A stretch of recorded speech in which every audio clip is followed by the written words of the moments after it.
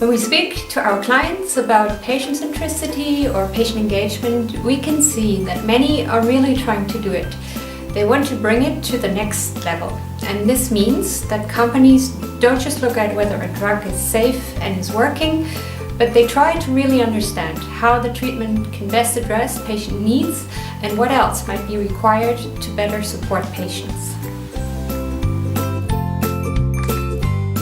So for example, there is Novo. They have a very comprehensive support program for diabetes patients. It goes way beyond just disease and drug information and really supports patients in managing their everyday life with a chronic disease. In general, we find that companies with a strong focus on a specific disease area seem to best engage with their patient communities. That's also why specialized companies like ViV Healthcare or also Lundbeck regularly score high in rankings done by patients. Engaging patients early on is not easy. Patients might be scared by lots of scientific terminology and technical details. And it's also not easy for researchers. They might need to change their way of thinking and acknowledge what matters most to patients. At Executive Insight, we have conducted a study, both with pharma companies and with patient organizations. And the result is that despite these hurdles, there's a strong willingness from both sides to work more closely together, especially also in the earlier phases, so in research, in clinical development, and also in the approval phase.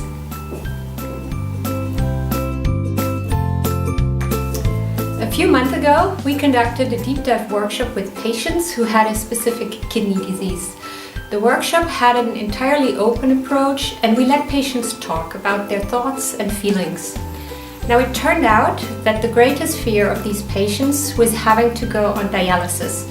Several hours, multiple times a week, that's quite a burden. Statistically though, for most of them, the much more likely event is to have a heart attack. So we can see how there can be quite a disconnect between what matters most to patients and what the research priorities are. Dialysis versus heart attack. We see three key points. The first one is to develop a culture of listening and learning. What we sometimes see is that pharma companies run an ad board here and the patient workshop there. But patients don't know what is happening with their input, and also internally, this direct patient input is often not leveraged much. This is not really patient engagement.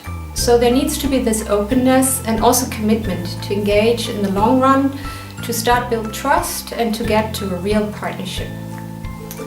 The second point is a much debated one, and that one's about compliance. So it's true that at the moment there is uncertainty how to interact with patients in a compliant way, but doing nothing is really not an option. So you need to sit down and proactively work with compliance to really explore what can or cannot be done and how internal processes might need to change, because there is a way to do it.